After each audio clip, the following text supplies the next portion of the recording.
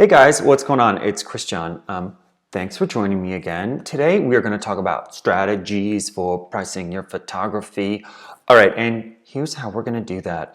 The jumping off point for this is a blog post, which is linked in the email, or it's going to be linked that you came to this video from, or it's going to be linked below. It is already actually in the comments, in the description of this. You can link, you read it, but you don't necessarily need to because I'm going to go through it line by line.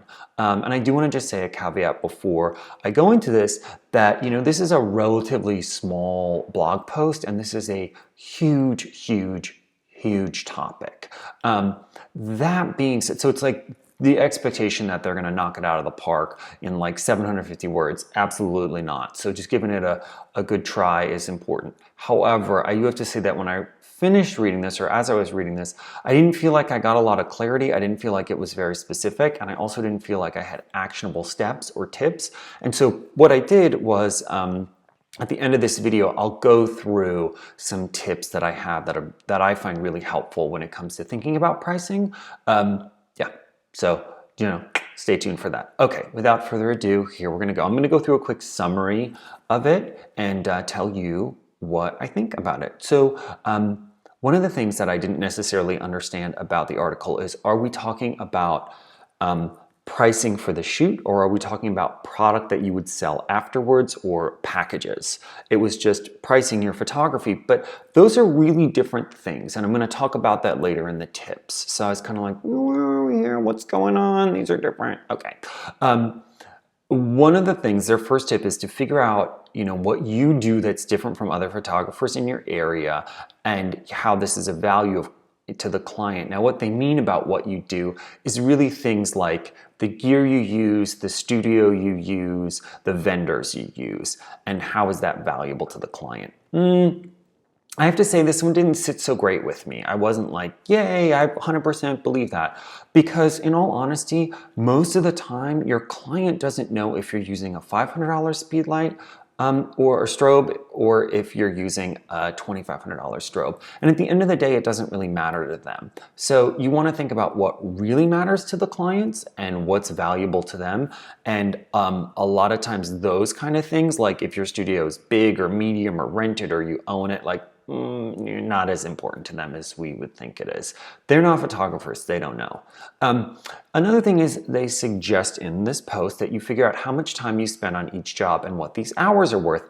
Okay, this is great. You should definitely know how much time you spend on each job, but then they talk about putting a dollar amount to each hour.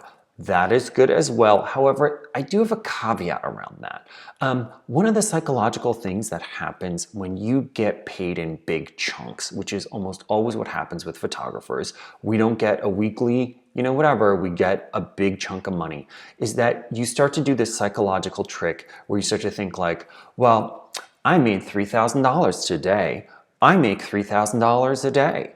And that's true. You did make $3,000 on that one day. But how many $3,000 days did you have in that month?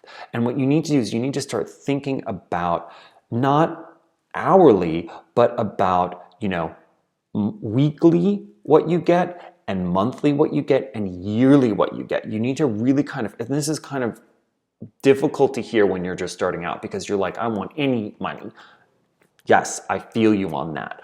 But in terms of your mindset, when you get handed that $3,000, you need to think this $3,000 is blah, blah, blah for production costs, blah, blah, blah to keep the lights on, printer in the paper, and like how much do I have extra, how much do I have left over? Because I know that I average a $3,000 check every, 2 weeks. And so I average $6,000 a month. Because literally that's psychology. And this is one thing that I teach my students is how to really just start socking that money away as soon as it comes in. Because once you know you have that money, you spend that money. Okay, I'm trying to keep this one quick. I don't know how good I'm gonna do. Sorry about it. Not really, I'm trying to give you great information, but trying to make it. Okay, another thing they say in the post is Don't race to the bottom. Being the cheapest serves no one, not you nor your clients. I 100% agree, okay? And I have to say that once you start working with those cheapest clients, it's just gonna be a nightmare because they're gonna want, and they're gonna take, and you're like, but I'm doing this for nothing. So yeah, as soon as you can, start making that extra money. I do have something to say about this when it comes to the tips. The tips are gonna be really good, I feel. Okay. Another thing they say is, another voice, don't base your pricing on others in your area because you don't know if they're profitable or what their costs of goods are. Okay, yes and no. Don't just go shorthand and be like, oh, the yes part is, if other people in your area are charging for prints way more than you thought you would ever charge, go for that. Don't erode the market. If that's what the market will bear in your area, go for the higher thing. If it's more than you think you can ever get, yes, 100%, just be like, shorthand, boom. They're charging, $125 for an 8x10, me too, I'm on that. Okay, now, if they're charging $3 for an 8x10, absolutely not. Okay, you need to run screaming and you need to give them a call and be like, what are you doing? Doing it wrong. You have my permission. Somebody's charging that little for their work. Listen, honey, we need to talk about your self-confidence because this ain't no good. Intervene, honey, intervention, that right there. But yeah, basing your pricing on other people as a shorthand is not necessarily the best thing to do. They are right about this where like, if they're gonna go low, you kind of wanna know why you price what you price anyway. So that's kind of a valid point. They say, price for what your target market expects it to cost. No, your target market doesn't really know what it's gonna be, okay? And what they're trying to say is like, oh, if you wanna go like mid-range, target for mid-range. If you wanna go high-end, price for high-end. This is the thing too, where it's like, are we talking about shooting and packages that side, or are we talking about products after the fact? There is different psychology to both. I guess, okay, I'm kind of changing my mind on this. I guess if your client is thinking like, I'm expecting, $2,500 for a wedding, and that's who your target market is, okay, fine, price for that. But you also have to make sure that it's profitable for you. End of story. Okay. Well, this brings me into their other point, which is run your photography business like a business because it is. It means make it profitable. Don't give it away for free. 100% agree. Profit first. You need to make a profit. Now, yes, there are times where you will strategically do things for no money up front, but there has to be another payoff for you, and you have to be clear about what that payoff is, because there are lots of times where, I've fallen prey to this because I'm a people pleaser, where I'll be like, oh, I'll do this thing for free for you, and maybe one day you'll do blah, blah, blah for me because it's completely something you can do, and then the other person doesn't match up. So make sure it is very clear why you're doing something for free and what the normal cost would be. See, there's so much in pricing that I hate to like about it on this one blog post because there's so much. Okay, boop, boop, boop, boop, boop. Okay, here's one thing though. Use proper pricing psychology, i.e. put your highest package first. No, actually. Yes, there is proper pricing psychology. There are certain rules and things like, and they do actually get into one next, which is you want them to go for the middle package. People will automatically go for the middle package if you have 3 or if you have 5. People like being in the middle. However, it's not always correct to put your highest package first. Now, they don't mention this, but this is actually a technique called price anchoring. And it means that like people see a number and they anchor it and they're like, okay, that's the price of the thing. And then like if another price is lower than that, they go, oh, that must be a good value because it's less than the anchor price in my head. However, this doesn't always necessarily work for low-end markets. If you're gonna do like low-end weddings, you don't necessarily wanna show them your highest package, knowing that they're gonna be comfortable at the middle package, because that might just freak them out from jump. Okay, there's kind of this wisdom of if you're going for a middle low-end market and below, you want to do low-end packages first. If you are going for a high-end market, you want to do high-end packages first. Okay, so there you go. One thing that they do say is have samples of the product so people can see and hold and touch what they're buying. 1,000,000% you should have samples. 100% agree. Yes, you should definitely always have samples. And this is when I'm teaching people how to create a sales process, how to create an in-person sales thing. That's the first thing, is the work that you do in this 4-step process that I teach. The work that you do is all about getting yourself ready, because not only are the samples about having something to show them, but it's also about you getting familiar with the vendor's process and their turnaround times and really what the product looks like and the interface that you have to deal with the vendor. What simple things like, what's the packaging that it comes from the vendor? Is that okay to send to your client, or is it just like bubble wrap and you're like, this is gross, and you have to like repackage it and then send it to the client, you know? So yeah, you should definitely have samples made. Now it's time for tips. Okay, so I just wanted to give you guys some actionable thought kind of mindset shifts. These aren't super things that you actually, it's not homework, don't worry. But I've got 3 tips for you. 1, most of the time people are not pricing their product high enough. So we talked a little bit about, I don't know if they're talking about in this piece, if they're talking about shooting fees versus physical product that people get at the end, but it's really possible to make tons of money from the back end sale, and this is where most photographers leave money on the table. And the reason is because when you're talking to a client about what they're going to end up getting before you've done the shoot, it is all theoretical, okay? And there's an adage that sales is about fear of loss. There's nothing for them to lose at this point because you haven't taken the pictures yet. But when they see all the pictures and you're like, we could do this on your walls and we could do this in the book and we could do this here and that there and boom, boom, boom, pro select, what?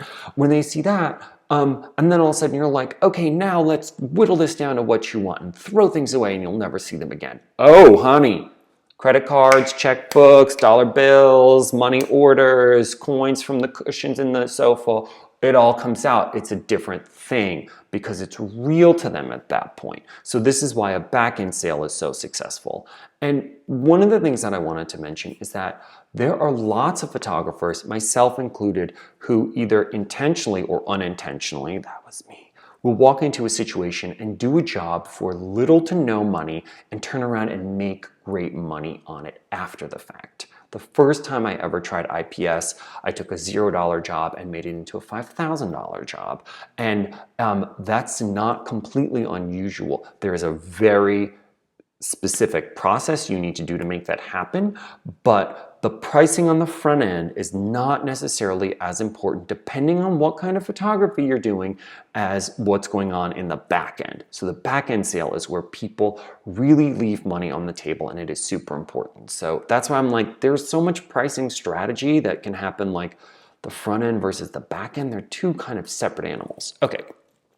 Now, another thing that I want to say is that it seems really overwhelming, and I get it, but there are profitable photographers who price their work all kinds of different ways, and I hate to say it, but you get to tweak your pricing and the model and what works for you.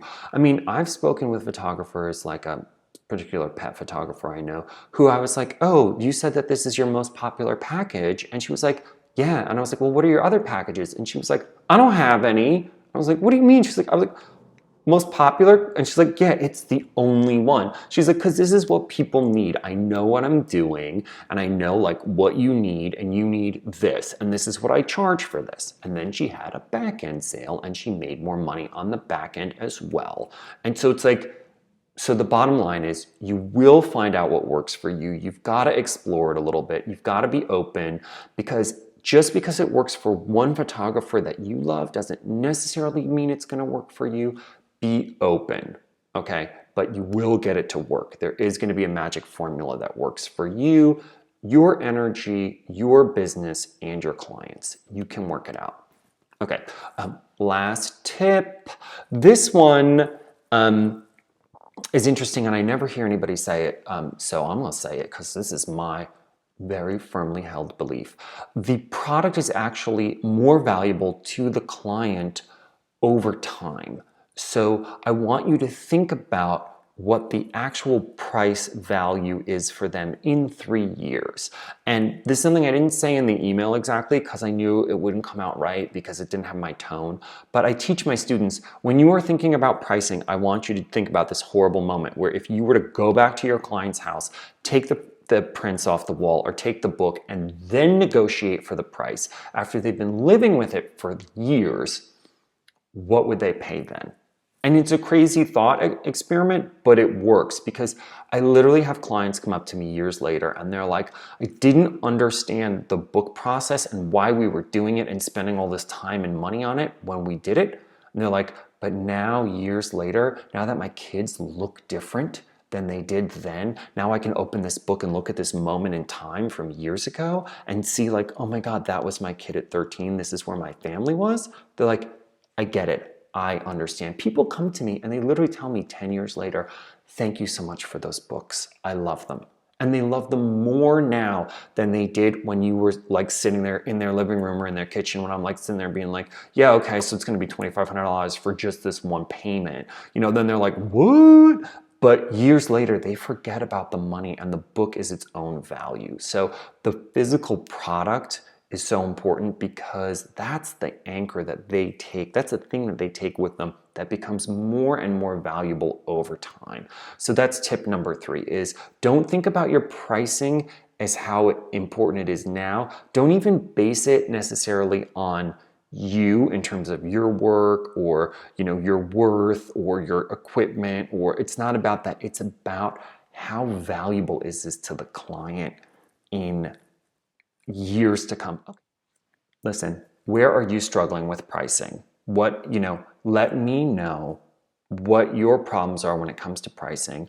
I would be more than happy to help you. So feel free, thank you for watching this, and feel free to email me back and let me know what's going on with you and where your struggles are and where you need help with pricing. All right, thanks, bye. Oh,